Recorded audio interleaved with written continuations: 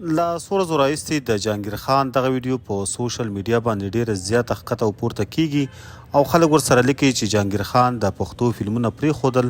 او د تبلیغ او د خیر کار ته یې مخه کړه. جهانګیر خان چې په پښتو فلمونو او ډرامو کې مختلف رولونه لوبولي دي او په سلهاوو پښتو فلمونو کې کار کړی دی. په لر او بر پښتنو کې بلها مینوال لري چې د په پښتو فلمونو او ډرامو کې د خپل پرجوش او اکټینګ د وجې ډیر زیات مشهور دی. ملګرو له څو ورځو راهیسې د پښتو د فلمونو دغه تکړه اداکار جهانګیر خان پاره په سوشل میډیا مختلف ویډیوګانې او مختلف تصویرونه شیر کیږي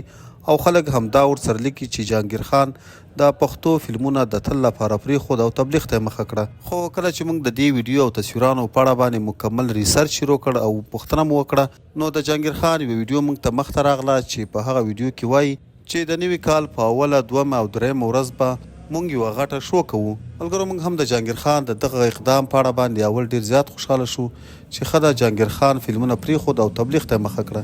خو کله چې مو د جهانګیر خان دغه ویډیو واورېدله چې جهانګیر خان پکې وایي چې د نوي کال په اوله، دویمه او درېیمه ورځ به شو کوو نو حق حیران شو. د جهانګیر خان دغه تصویران او ویډیوګانې د ده له راتلونکي فلم څخه اخیستل شوي دي چې ده په دغه فلم کې ځان نه تبلیغي جوړ کړی دی او د تبلیغي رول ادا کوي. ملګرو زموږ همدا دعا ده چې الله تعالی دې جهانګیر خان ته په رښتیا توفیق ورکړي چې دغه ډرامې، شوګانې او فلمونه د تل لپاره پرېږدي او په رښتیا تبلیغ ته مخه کړي. ځکه چې په تیرو وختونو کې هم د پښتو سینګرانو او د ډرامو اکټرانو او فلم سټارانو هم په وخت سره فلمونه او ډرامې پرېښودې د دین لارې ته مخه کړه. نو موږ بیا هم تاسو سره همدا خبر شریکو چې جهانګیر خان ډرامې او فلمونه نه دي پرېښي بلکې دغه د تبلیغي سټایل تصویرونه او ویډیوګانې هسې فیک دي.